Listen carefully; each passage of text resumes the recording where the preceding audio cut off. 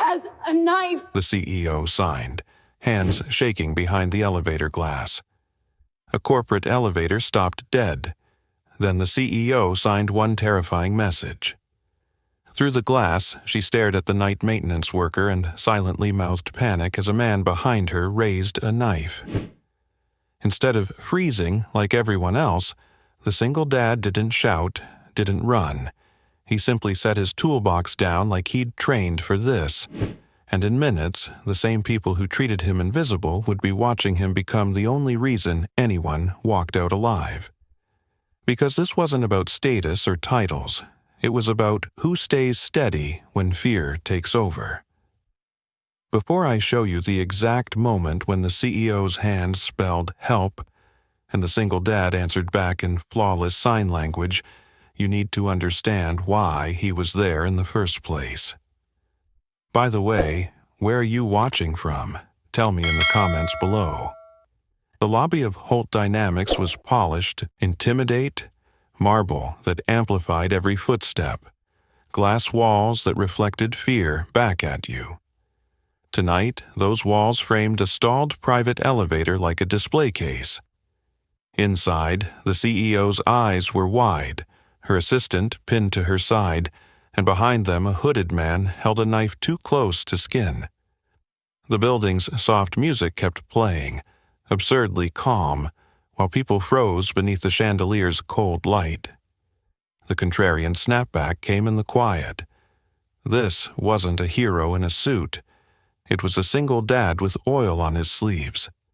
It was a man who'd learned that panic spreads faster than smoke, and he carried steadiness the way other people carried authority. Evan Calder was supposed to be invisible down here. Night maintenance meant service corridors, not center stage under executive eyes. He'd taken the job because it didn't ask questions, because it paid enough to keep his son's hearing appointments on schedule, because anonymity felt like armor. Earlier, he'd been reminded of his place the usual way.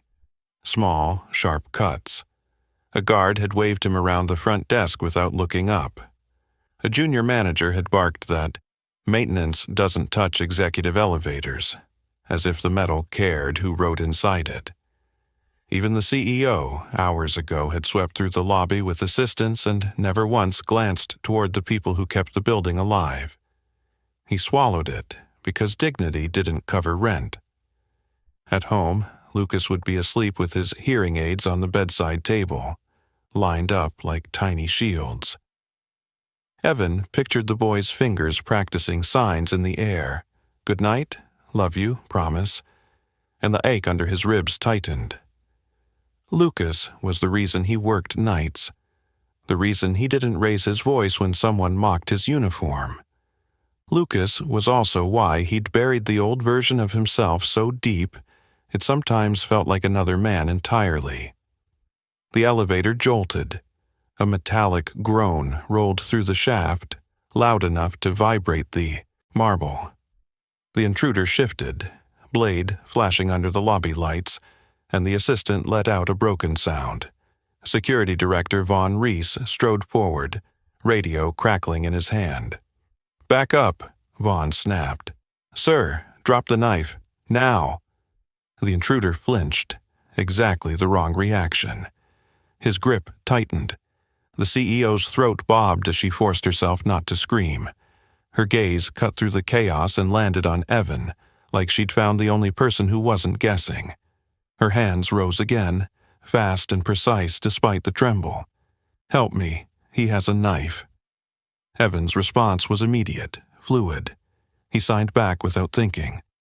"I see you. Stay still. Look at me." A hush rippled outward. Someone whispered, "He's signing." Vaughn turned, irritation sharpening his face. "You. Maintenance. Get out of the line of fire." Evan didn't move. He kept his eyes on the intruder's shoulders, on the minute tremor in the knife hand. He spoke softly, not to challenge authority, but to stop it from making things worse. "You're crowding him. Your shouting's escalating him." "This is my scene," Vaughn hissed. "Then control it. Evan said, calm enough to sting. He lifted his hands again for the CEO, offering rhythm. Breathe with me. In, out. Her shoulders followed. The assistant's eyes flicked to his hands, clinging to the pattern like a rope. The intruder noticed the silent conversation and hesitated, confused by a language he didn't own. That hesitation was a crack. Evan felt it in his bones. He took one slow step forward, placing himself where power never looked, and the entire lobby held its breath. Vaughn's radio spat static, then an alarm chirped and died. Evan heard his own heartbeat, steady, and pictured Lucas's small hands signing promise. He raised one finger to the glass, wait, then angled toward the service door, already mapping routes and risks. The service door clicked softly behind him, and the lobby noise dulled to a distant hum, like pressure in his ears. He paused just long enough to feel the vibration of the elevator cables through the concrete, then kept moving. Down here, the building spoke in tremors and heat, and he understood its language better than he understood people in suits. The corridor smelled of dust and machine oil. Fluorescent lights flickered overhead, buzzing in uneven rhythms. He adjusted his grip on the toolbox, not because he needed the tools yet, but because the weight kept him grounded. Above him, Vaughn's voice barked orders, sharp and frantic, echoing through the ventilation shafts. Lock down the floor, no one else moves. That was the problem. Lockdowns trapped everyone together and made desperation louder. He'd learned that lesson long before this job, in places he never talked about. He reached the mechanical access panel near the elevator shaft and knelt, fingers flying over screws. The panel resisted for half a second, then gave. Warm air rushed out, carrying the smell of metal and electricity. He leaned in, listening. The elevator wasn't fully stalled. It was hovering between safeties, held by protocols designed for accidents, not people with knives. His hands stilled when he heard footsteps. Vaughn appeared at the corridor's mouth, jaw tight, eyes narrowed. "What are you doing?" the security director demanded. "I told you to step away." He didn't look up. "You told me to get out of the line of fire. I did. This is above your pay grade." A faint smile tugged at his mouth, then disappeared. "Right now, pay grades don't matter. Patterns do." Vaughn scoffed. "You think you're helping? You'll get someone killed." He finally turned, meeting the man's gaze. "You already are." He's agitated. Your voice keeps spiking his adrenaline. Silence stretched between them, thick and uncomfortable. Vaughn's radio crackled with overlapping voices, legal, PR, emergency response, all talking at once, none of them solving the immediate problem. Up in the lobby, a murmur rose and fell. Phones were out now. People filmed fear when they didn't know what else to do. He turned back to the panel. The elevator's load sensor tripped. That's why it stopped where it did. Vaughn blinked. "How do you know that?" "Because if it were a hard stop, you'd hear the brakes. You didn't." He tapped the casing. "It's hovering, which means we have options." Options were power. He felt it shift subtly, the way the air changes before a storm. He climbed the narrow ladder toward the shaft's upper access, muscles tightening with the familiar burn of controlled movement. Halfway up, his phone buzzed in his pocket. He ignored it until it buzzed again, then stopped long enough to check. A message from the school's after-hours line. Lucas's teacher reminding him about tomorrow's early appointment, about trust, about being there. He closed his eyes for half, a second, and typed back a single word. Always. Then he kept climbing. From above, he could see into the elevator through the glass wall. The CEO's face was pale but focused, her hands poised, waiting for his cues. The intruder paced, breathing hard, blade shaking. Sweat darkened his hoodie. He raised his hands into view, slow and deliberate.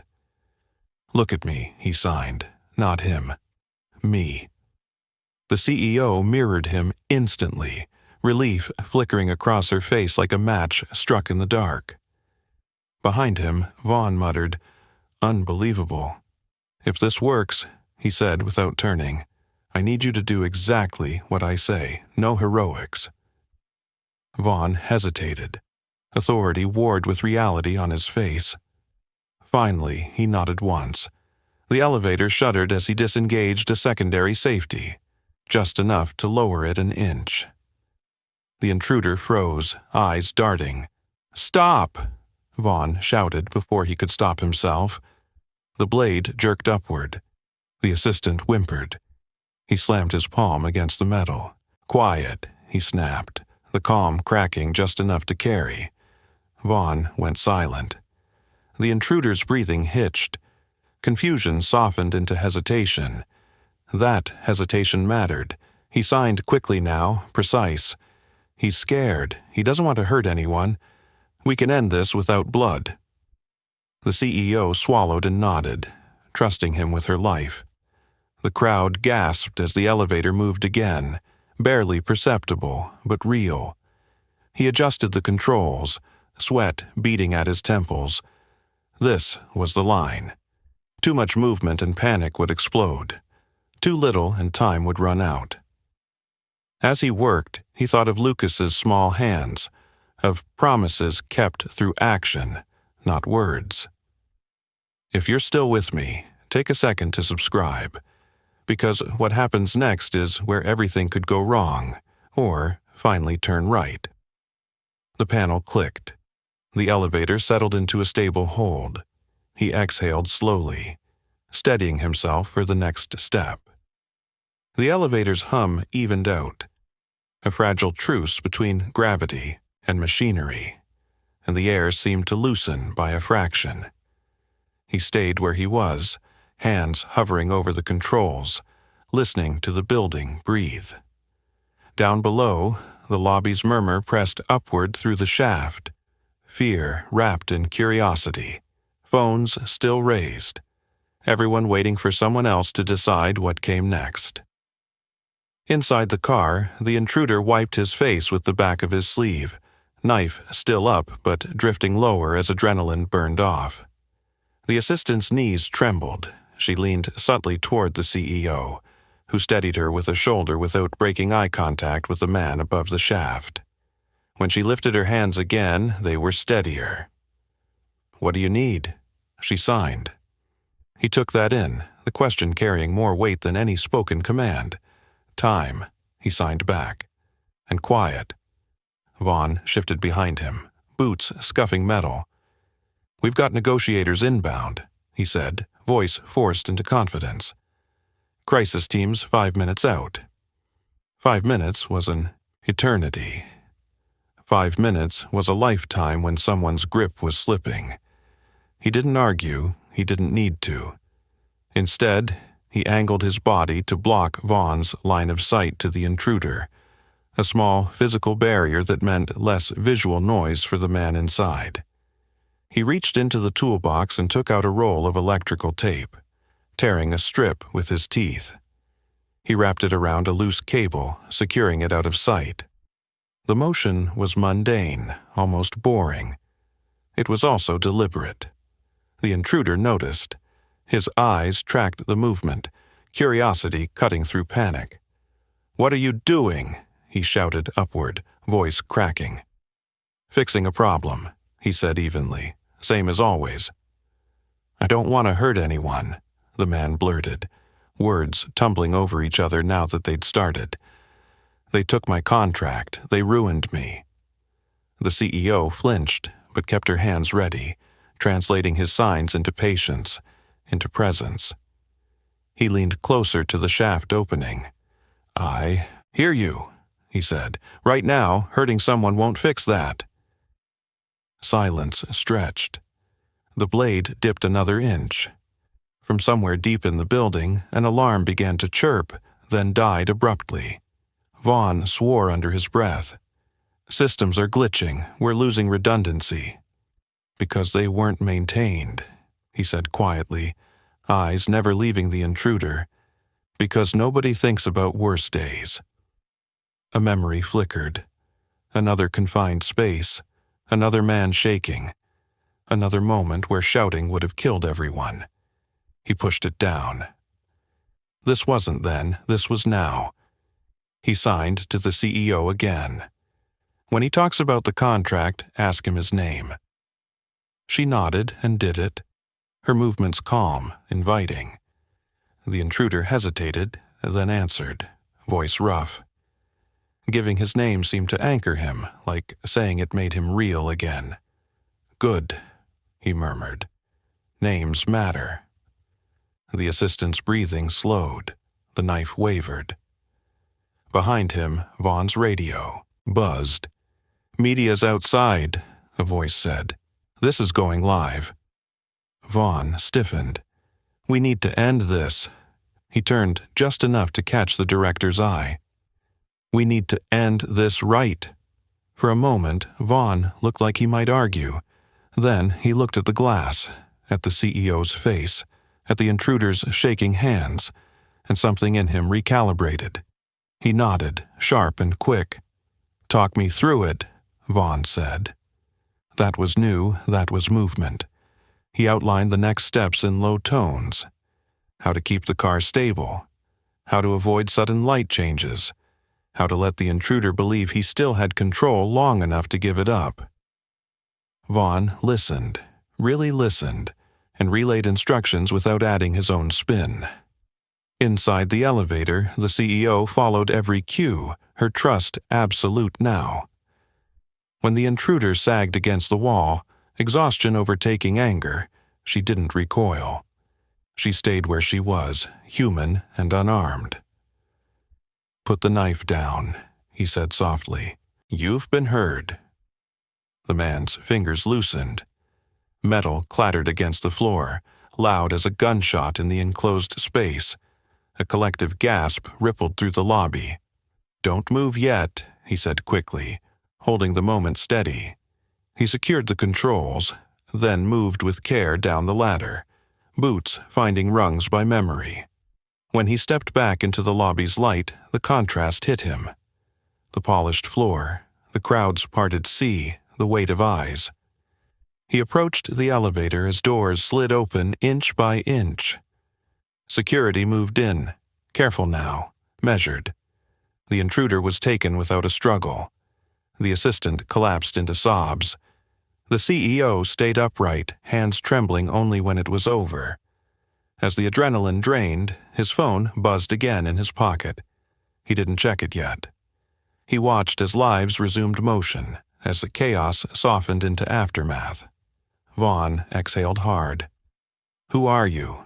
He asked, not accusatory now, genuinely unsure. He considered the question, then answered simply, maintenance. And for the first time that night, nobody laughed. The lobby didn't erupt into cheers.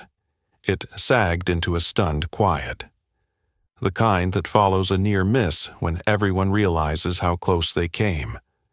Phones lowered. Breaths were released. He felt the aftershock in his hands, a faint tremor he kept hidden by curling his fingers around the toolbox handle. Security guided the intruder away, careful, almost gentle now. No cuffs clicked yet. The assistant leaned against the glass and slid down until she was sitting, crying into her palms. The CEO watched it all, shoulders squared, eyes tracking every movement as if committing them to memory. Vaughn cleared his throat, the sound too loud in the quiet. We'll take it from here, he said, voice softer than before. He waited for pushback that didn't come. He nodded once, a small acknowledgement, and stepped back toward the service corridor. Not retreat, relinquishing space. It was his habit after crises to fade before attention hardened into questions. Questions were already forming, though. He felt them prickling at his back as he moved. Why did maintenance know sign language? Why had he spoken like someone used to command without volume? The CEO broke away from security and crossed a few steps toward him. Up close, the Polish cracked. Exhaustion etched lines at the corners of her eyes. She stopped at a respectful distance. "Thank you," she said simply. No speech, no branding, just gratitude, raw and unfiltered. He inclined his head, uncomfortable with the focus. "I'm glad everyone's safe." Her gaze dropped to his hands, still faintly shaking, then lifted back to his face. "You sign fluently," she said, "not a question." "My son's deaf." It was the truth that required the least explanation. Something shifted in her expression, a recalibration. She nodded, once, mirroring him.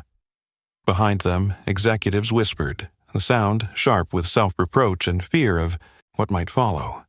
Legal counsel hovered. PR typed furiously.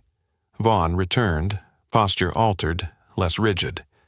"Police are taking statements," he said. "They'll want yours." He exhaled, slow. Statements meant timelines. Timelines meant history. History was the thing he'd boxed up for Lucas's sake. The CEO seemed to sense it. "We can talk later," she said, "when it's quieter." He appreciated the out. "I need to get back to work," he replied, gesturing at the open panel and exposed wiring. It was absurd, but it grounded him. Normal tasks after abnormal events. He moved away as medics swept in. The CEO watched him go, unreadable. In the service corridor, the fluorescent buzz returned. He leaned against the wall and let the tremor come. His phone buzzed. He checked it now. A photo from Lucas, sent by the babysitter. Homework finished, a crooked thumbs up. He smiled despite himself. Promise kept for tonight. Footsteps approached. Vaughn stopped beside him, not quite meeting his eyes. "You should know," he said. "This building exists because people like you keep it standing." He considered the words. They felt new. From the lobby came the sound of sirens and cameras. Consequences arriving. He straightened, squared his shoulders. Whatever came next would test whether tonight changed anything at all. He closed the panel carefully, tightening screws until the casing sat flush. The small order came to him. Overhead, the elevator lights brightened as power normalized. The building healed itself, piece by piece. He packed the tape back into the toolbox, noting how ordinary it looked. Ordinary things saved people more often than anyone admitted. Vaughn lingered. So did the question neither of them asked. He hoisted the toolbox and started down the corridor, the night not finished yet. Somewhere above, a company would decide what story to tell. He knew stories had weight. They shaped who was seen and who stayed invisible. Tonight, invisibility had cracked. Tomorrow would reveal whether it shattered. He turned a corner and nearly collided with the CEO's chief of staff, who stopped short. Apologies were exchanged, hurried and brittle. As they passed, he caught his reflection in a polished steel door. The uniform, the tired eyes, the steadiness. It was all of him now. Past folded into present. Present pointed toward something uncertain. His phone vibrated again with a calendar reminder for morning. He silenced it and kept walking. The corridor opened toward the maintenance bay, tools neatly lined, work waiting. He set the toolbox down and rolled his shoulders.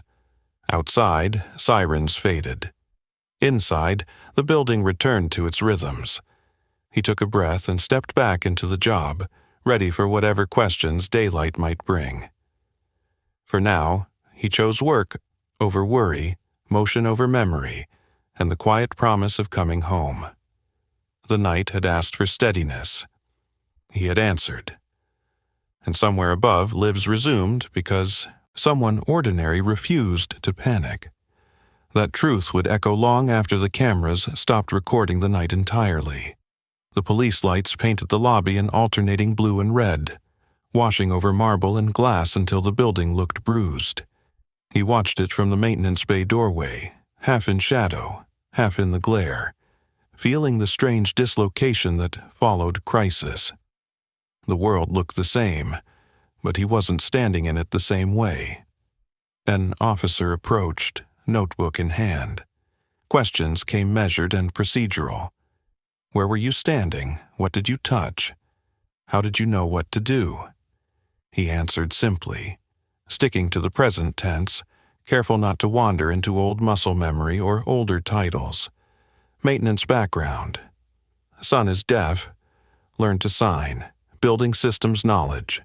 Enough truth to satisfy, not enough to invite excavation. When the officer left, Vaughn stepped into his place. The security director looked wrung out, the bravado gone, replaced by something closer to thoughtfulness. "You should have been in that briefing room," he said quietly. Half the people in there froze. "Freezing's human," he replied. "Staying frozen's a choice." Vaughn nodded, absorbing it. "They're asking for you." He followed the gesture toward the lobby, where the CEO stood near a temporary command table, jacket draped over a chair, sleeves rolled up. She wasn't directing anymore, she was listening. To police, to medics, to staff who'd been shaken by how close tonight came. When she noticed him, she broke away without hesitation. "I want you there," she said, not as an order, but a request. "When we review what happened." He hesitated. Being there meant daylight. Daylight meant scrutiny. He thought of Lucas's calendar reminder, of how fragile normal was. "I don't usually, I know," she said gently. But tonight wasn't usual. The briefing room was all glass and steel, a place designed for power to feel comfortable. He took a seat near the end of the table, toolbox still at his feet, an out-of-place artifact among tablets and tailored suits. Conversations dipped when he entered, then resumed, cautious.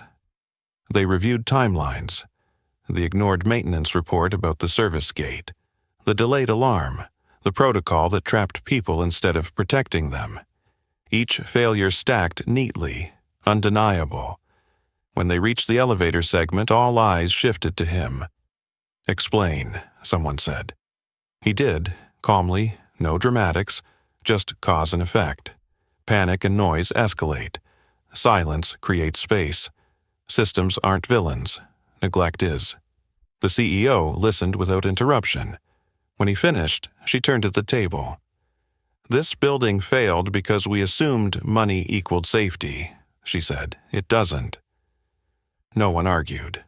After, as the room thinned, she lingered. "You didn't have to stay," she said. "You could have walked away." He shrugged. Someone had to stay. She studied him, really studied him, not as a role, but as a person. "What did this job mean to you before tonight?" He considered. "It meant I could pick my son up in the mornings." Her expression softened. "And after tonight?" "That depends," he said honestly. She nodded. "It shouldn't." Outside the room, the last of the media were being ushered out. The story was already forming, simplified, sharpened. Hero maintenance worker saves CEO. He knew how stories worked. They took what they needed and left the rest. Vaughn caught up to him near the elevators. "You changed how I see this place," he admitted. "How I do my job." "That's up to you," he replied. "Change sticks when it's inconvenient." Vaughn huffed a quiet laugh. "You're not wrong." The night thinned toward morning. He clocked out late, exhaustion settling deep into his bones. Outside, the city felt washed clean, damp with early dawn. On the bus ride home, he finally let himself breathe. The adrenaline faded, leaving behind ache and a strange lightness. He checked his phone. A new message from Lucas. Voice to text clumsy but earnest. Love you, Dad. You coming home? Always, he typed back. If you're still here, take a second to subscribe, because what comes after the crisis is where real change gets tested. At home, he moved quietly, careful not to wake the boy. He paused in the doorway, watching Lucas sleep, hands curled loosely as if still signing in dreams. The sight anchored him. Morning came too soon. News alerts buzzed. His name wasn't mentioned yet, just his role. Maintenance worker, single dad, it was enough. When he dropped Lucas at school, the teacher thanked him again for being flexible. He nodded, unaware of the shift already underway elsewhere. Back at the tower, executives gathered earlier than usual. Policies were being rewritten, budgets re-examined, maintenance reports resurfaced, read this time. He walked past the lobby, unnoticed again by some, but not all. A few heads nodded. A few eyes followed with new respect. The CEO crossed paths with him near the elevators. No entourage this time. She stopped. We'll talk, she said, about what comes next. He met her gaze, steady. As long as it helps the right people. She smiled, small and genuine. That's the point. He continued on, toolbox in hand, returning to the places power rarely looked. But now, those places felt different. Charged with the knowledge that when systems failed, someone had seen him stand. The victory wasn't applause, it was leverage. And it was only beginning. The leverage settled slowly, like weight redistributing across a bridge. He felt it the moment he stepped back into the maintenance wing and found his inbox flagged, requests marked urgent, not ignored. The building hadn't changed overnight, but the way people moved through it had. Voices lowered when they passed him. Doors opened without irritation. Small things, but they carried meaning. He started his shift the same way he always did, walking the perimeter, listening for irregular sounds. The hum of generators, the click of relays, the faint rattle in a duct that told him a bracket was loosening. Routine anchored him, even as attention tugged from every direction. By mid-morning, Vaughn appeared again, this time without a radio clenched in his hand. Facilities reviews happening upstairs, he said. They want your input. On maintenance logs? He asked. On reality, Vaughn replied, specifically how close we came to losing control. That phrasing mattered. Losing control, not optics, not liability, control. They walked together toward the executive floors. Elevators glided smoothly now, polished and obedient, as if trying to atone. When the doors opened, conversation paused. The room held a long table, glass walls, and a screen filled with diagrams of the building's systems, his systems, finally magnified. He took a seat near the edge again. It felt intentional now, a position chosen rather than assigned. The CEO entered last, carrying a slim folder instead of a tablet. She nodded to him, brief but direct, then addressed the room. We're here to talk about failure, she said. Ours. No one interrupted. They walked through scenarios. Power loss, access breaches, human error.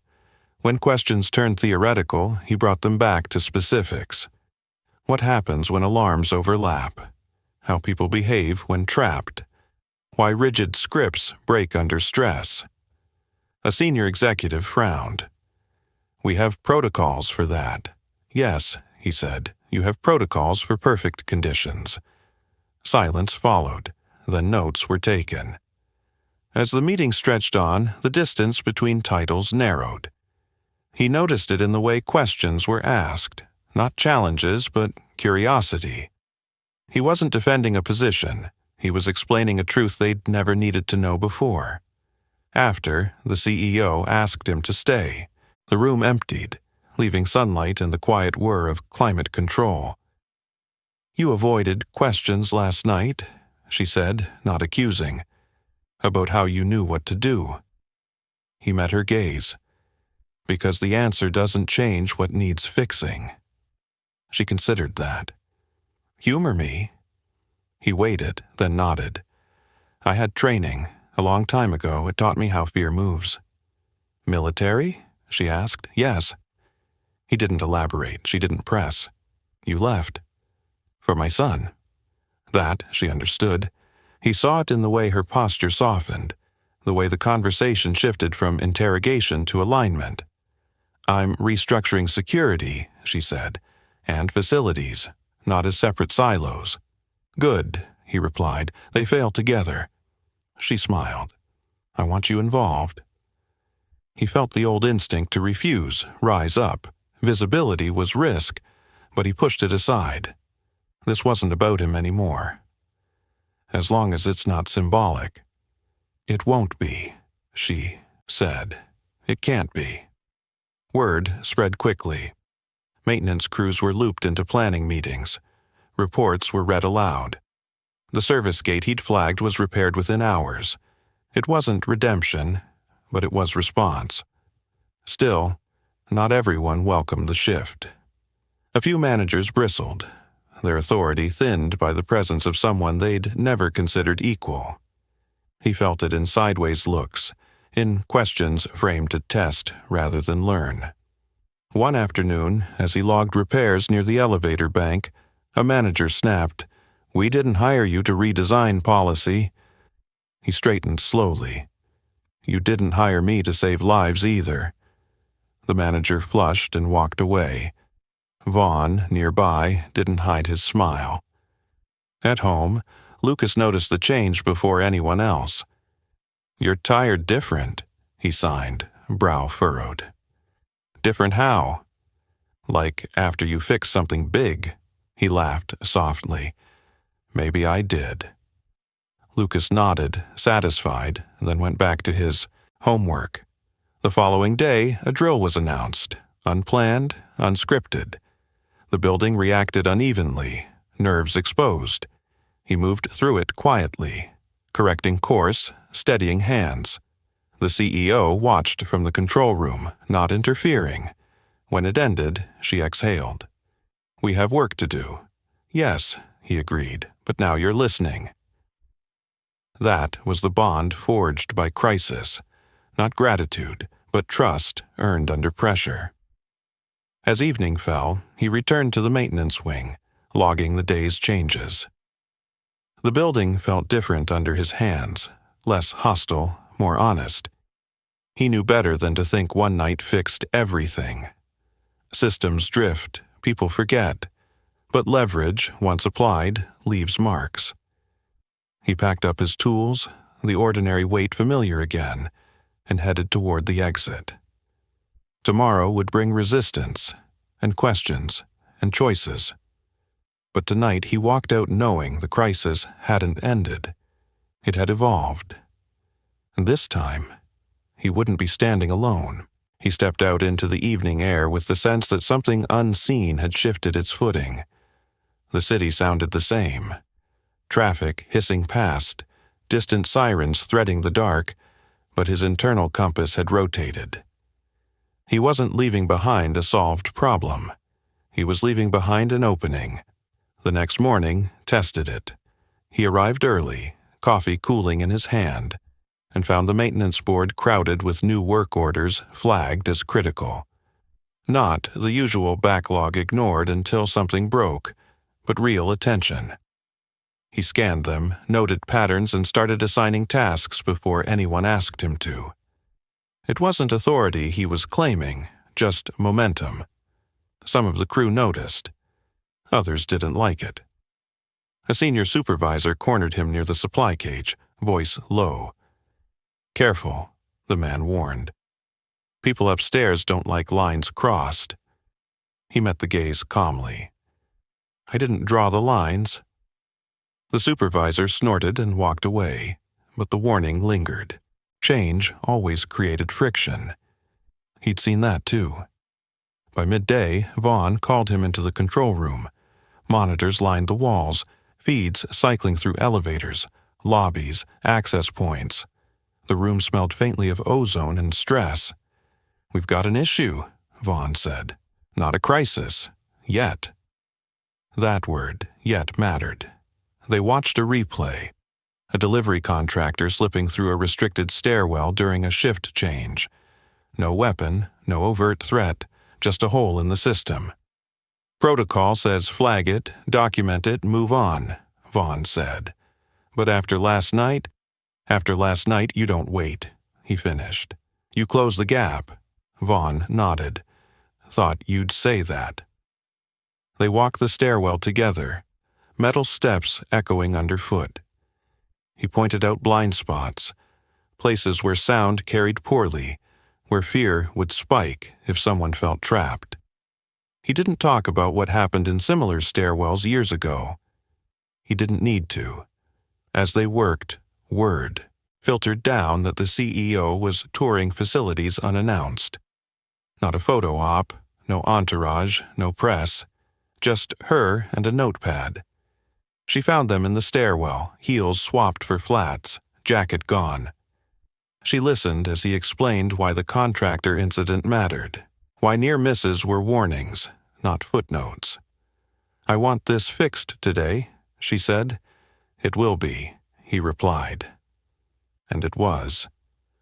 By late afternoon, new access controls were live, not flashy, functional. He watched crews test them, listened to feedback, adjusted on the fly. The building responded like a living thing, healthier for the care.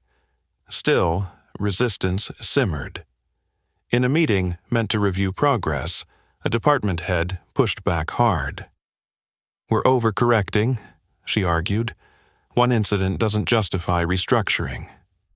He felt the familiar tightening, the urge to withdraw.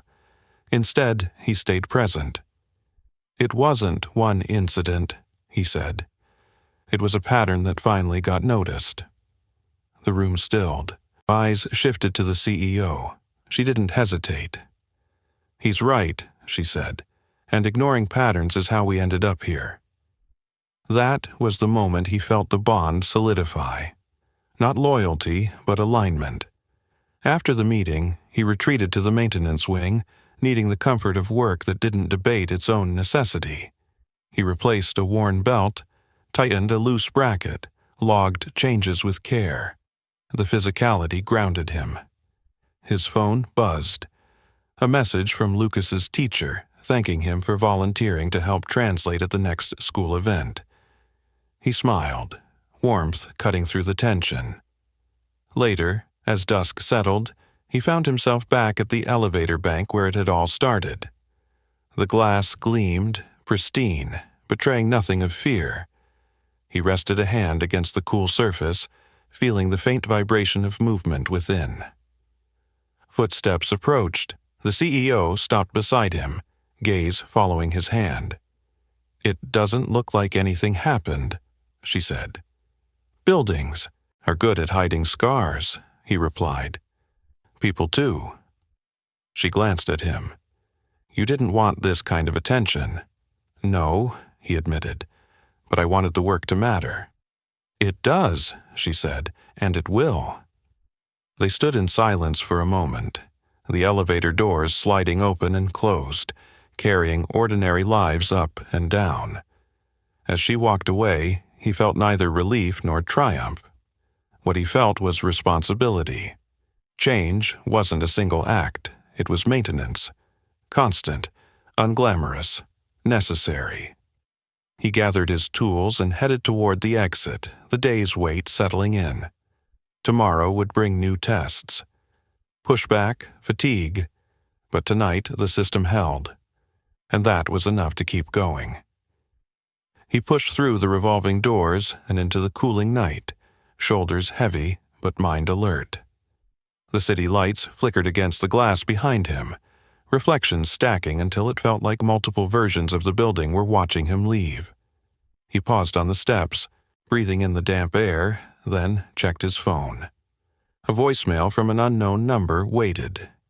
He didn't open it yet. The bus ride home was quiet, filled with people staring through windows instead of at one another. He took the seat near the back, toolbox between his boots, and let the motion smooth the edges of the day. Responsibility had weight, but it also had direction. That mattered. At home, Lucas met him at the door in socks, already signing before words could get in the way. "You were late. Are you okay?" "I'm okay," he signed back, kneeling to be level with him. "Just fixing things." Lucas studied his face, then nodded, satisfied. He took his father's hand and pulled him toward the kitchen, where a half-finished drawing waited on the table. It showed a tall building, a small figure near the bottom, and a big heart drawn around both. He swallowed. "That's us?" Lucas grinned. Always. Later, after homework and bedtime routines, he sat alone at the table and finally played the voicemail. A calm voice identified itself as an external consultant hired by the company. Risk assessment, infrastructure resilience. They wanted to talk. Not about praise, about preparation. The next day, the preparation began in earnest. He stood in the service tunnel with a small group. Maintenance leads, security supervisors, one engineer from outside, mapping worst-case scenarios on a whiteboard propped against a pipe. Fire, power failure, active threat, flooding. Each scenario branched into decisions, each decision into consequences. "What if alarms fail?" someone asked. "Then people panic," he said. "So you design for calm without them." They tested routes, timed evacuations, simulated failures. Not once did anyone ask him to step aside. The work spoke for itself. The CEO stopped by briefly, observing without interrupting. When she left, she met his eyes and gave a single nod. Approval without theater. Resistance flared again in smaller ways. Emails questioning scope. Budget concerns disguised as prudence. He answered them all with data and lived experience, never raising his voice. Patterns again, evidence again. By the end of the week, a full-scale drill was scheduled. Not announced to executives first. Announced to everyone. The morning of the drill, tension crackled through the building. He moved between floors, checking stations, grounding nerves with presence. Vaughn stayed close, no longer directing, coordinating instead. When the simulated failure hit, lights dropping, alarms misfiring on purpose, the building staggered, then adapted. People followed guidance. Stairwells flowed instead of clogged. The system bent but didn't break. From the control room, the CEO watched it unfold. This time, she didn't clutch anything. When it ended, applause broke out spontaneously on the lobby floor.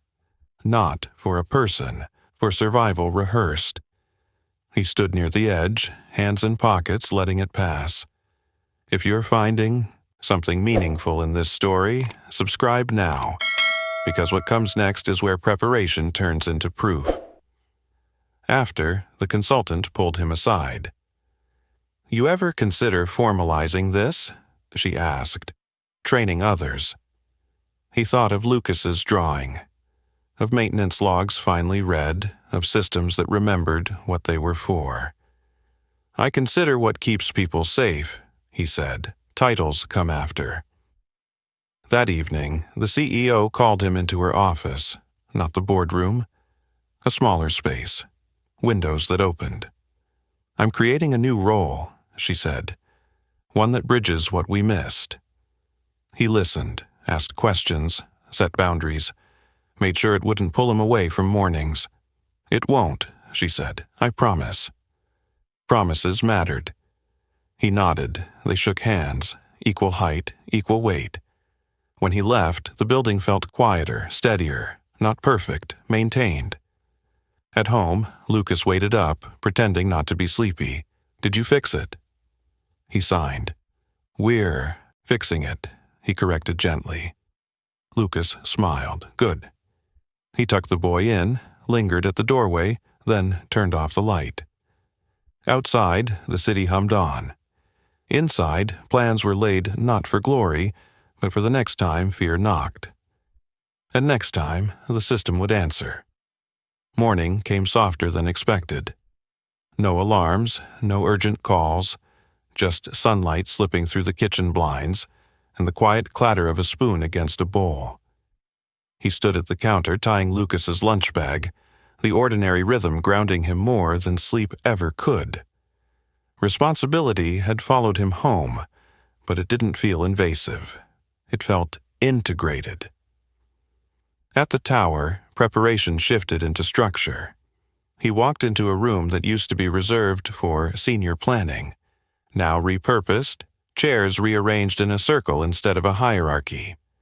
Maintenance leads, security supervisors, facilities engineers, and 2 representatives from HR sat together, coffee cups in hand, waiting.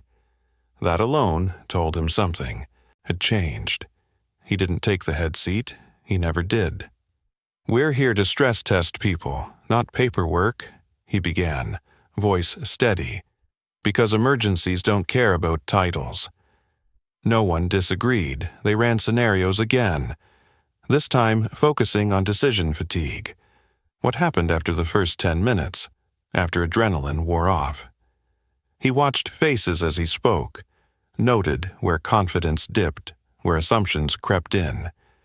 He adjusted the plan in real time, redirecting conversations before they hardened into dogma. Midway through, resistance surfaced, not loud, but persistent. A regional director leaned back, arms crossed. "This is thorough," she said carefully, "but it's also resource-heavy. We can't operate like every day is a crisis." He nodded. "You're right. You operate like crises are rare. That's the risk." The room stilled. He let the silence do its work. "Preparation isn't living in fear," he continued. "It's living without surprise." That landed. After the meeting, Vaughn walked with him down the corridor, quieter than usual. "You realize you're changing how decisions get made here." "I'm just making consequences visible." Vaughn exhaled. "That's more disruptive than it sounds." By afternoon, the building buzzed with unfamiliar energy. New signage went up, clear, human language instead of legal disclaimers. Stairwell lighting was adjusted to reduce glare and shadow. Small things, but layered. He spent an hour with the elevator technicians, redesigning manual overrides so they were intuitive under stress. Muscle memory mattered. He watched them test the changes, correcting posture, pacing, breath. "This is different," one of them said. "Feels like you've done this before." He met the man's eyes briefly. "I've learned from mistakes." That was enough. Late in the day, the CEO joined him in the service corridor, not for inspection but observation. She watched as he coached a junior tech through a fault simulation, calm and precise. "You're preparing them to think," she said. "Yes," he replied, "not to wait." She leaned against the wall, considering. "That's the part money can't buy, isn't it?" He smiled faintly. "Not directly." A message came through from the consultant. A regional audit team would arrive the following week. External eyes, pressure. At home, Lucas sensed it before he said anything. "You're thinking hard," he signed, brow creased. "Work stuff," he admitted. Lucas nodded solemnly, then signed back with exaggerated seriousness. "Don't forget dinner." He laughed, tension easing. "I won't." That night, after Lucas slept, he reviewed plans at the kitchen table, papers spread among crayons and homework sheets. The juxtaposition felt right, systems and futures sharing space. He caught himself imagining worst-case scenarios again, then deliberately pulled back. Preparation had limits. Obsession eroded clarity. The next day delivered the first real test. A transformer failure downtown knocked out power to several blocks, including part of the tower's grid. Backup systems kicked in, but the transition wasn't clean. Lights flickered, elevators paused. He was already moving when the call came, coordination automatic. He took the stairwell 2 at a time, radio clipped but unused. His voice carried better in person. On the affected floors, anxiety rippled. He anchored it with presence, directing calmly, deploying teams where they'd practiced. The new signage helped. The training held. In the control room, the CEO watched the feeds, hands relaxed at her sides. Within minutes, power stabilized. No injuries, no panic.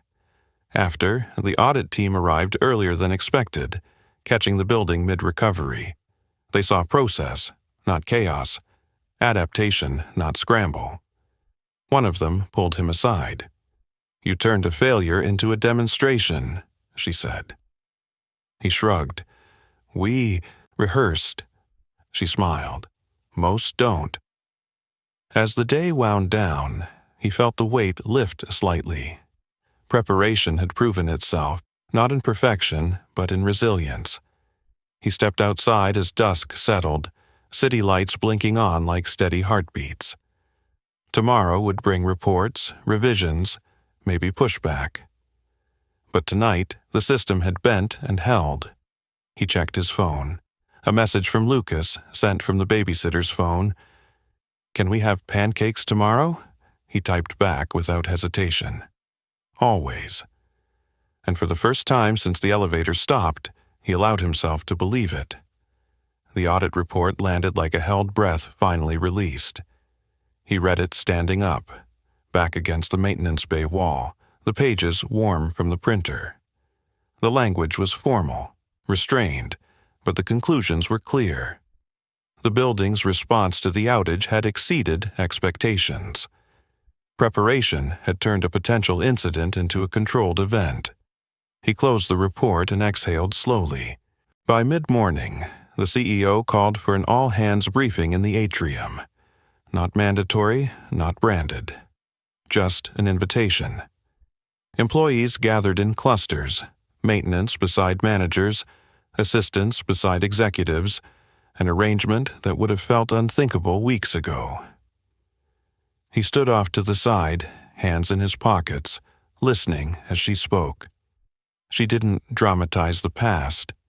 She focused on the future, on systems that respected people, on the fact that safety wasn't a department, it was a culture.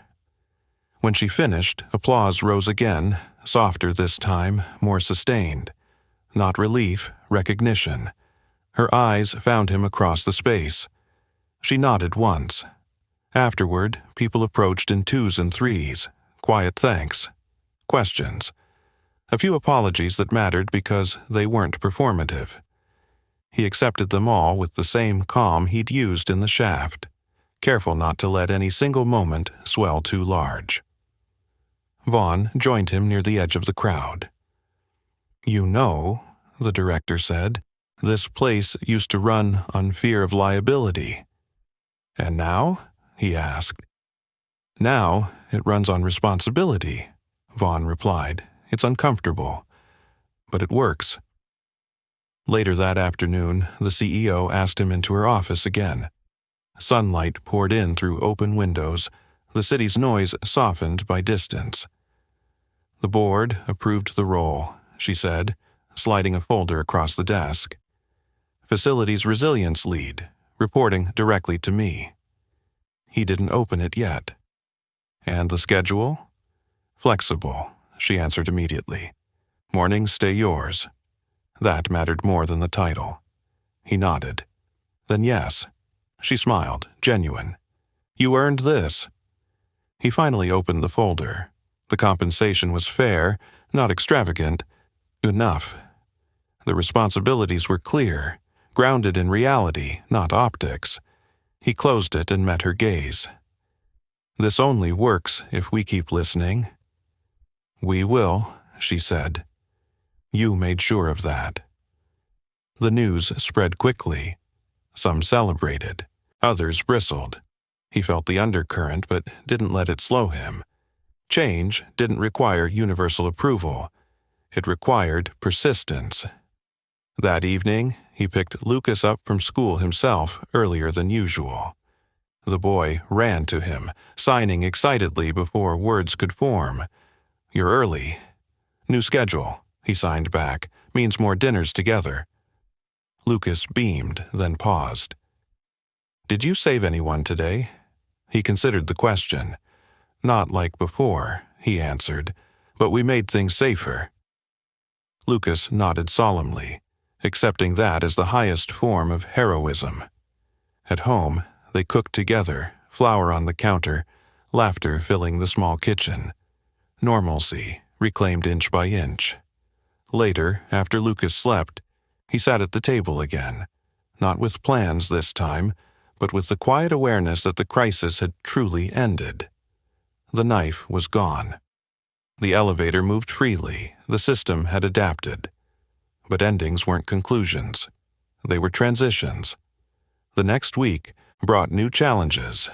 Budget debates, training fatigue, the slow creep of complacency he watched for relentlessly. He countered it with reminders, drills, conversations that kept consequences visible.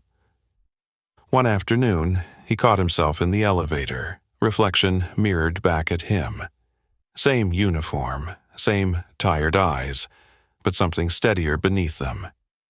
He belonged in both worlds now, not as a bridge to be walked over, but as a load-bearing structure. The CEO joined him unexpectedly, no assistance in sight. The elevator hummed smoothly.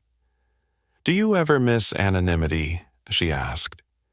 "Sometimes," he admitted, "but I don't miss being ignored." She smiled. Neither should anyone.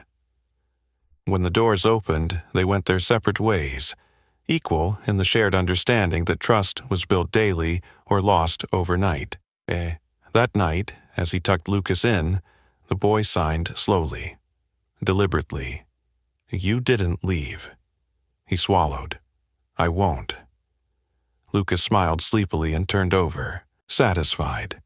He stood in the doorway a moment longer, listening to the even rhythm of his son's breathing. The promise felt lighter now, not because it mattered less, but because it had room to breathe. Outside, the city carried on. Inside, systems held. The crisis had revealed what mattered. Preparation had preserved it. And tomorrow he would show up again, not to save the day, but to maintain it. The weeks that followed didn't slow so much as settle into a different rhythm. Not the frantic pulse of crisis, but the steady cadence of systems being tested, corrected, and tested again.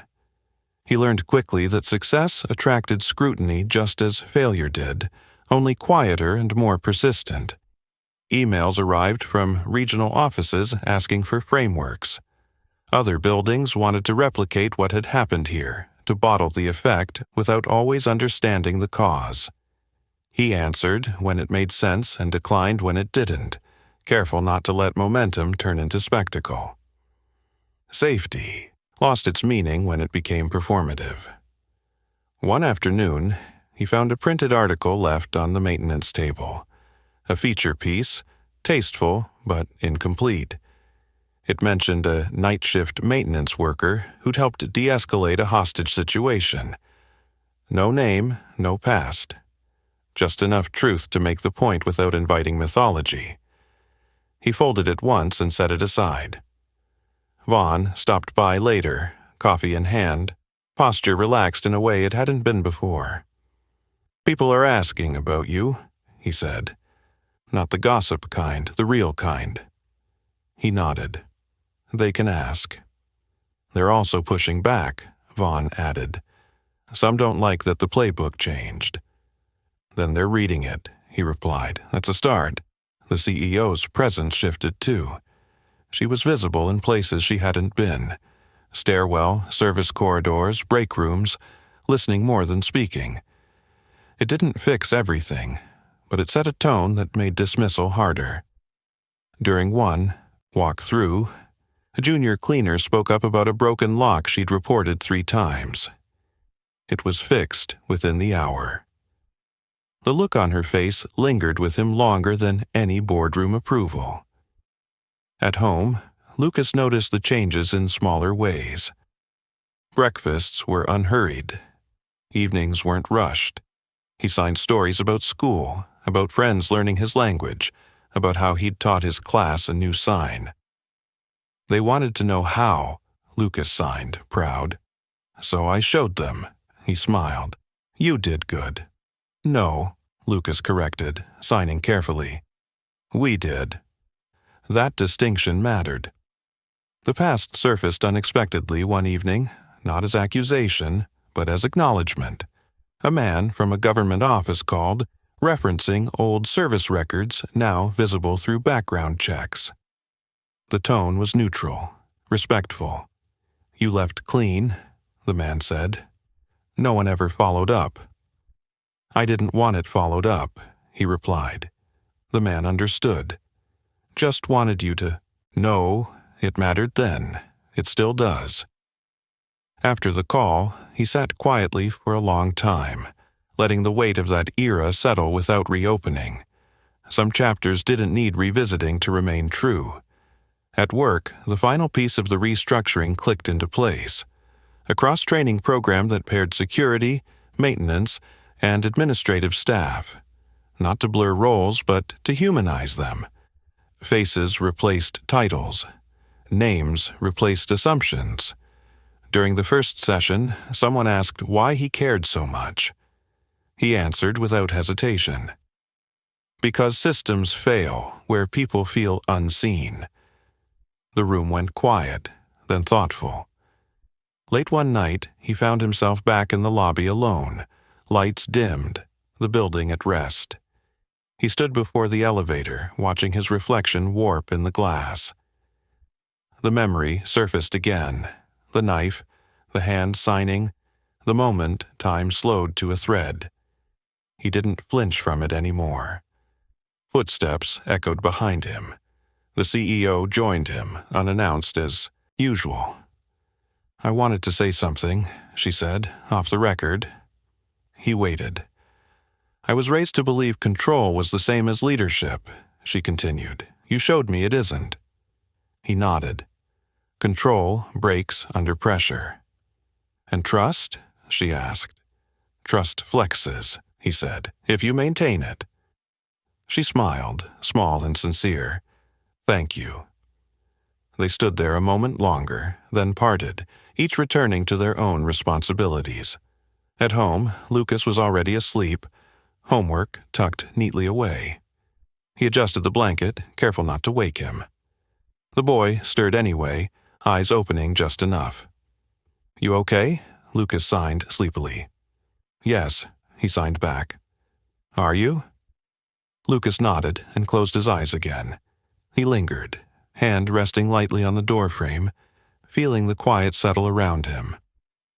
Not the absence of noise, but the presence of peace earned through effort. Tomorrow would bring more meetings, more resistance, more chances to forget the lessons learned under pressure. He would counter them the same way he always had: attention, patience, maintenance.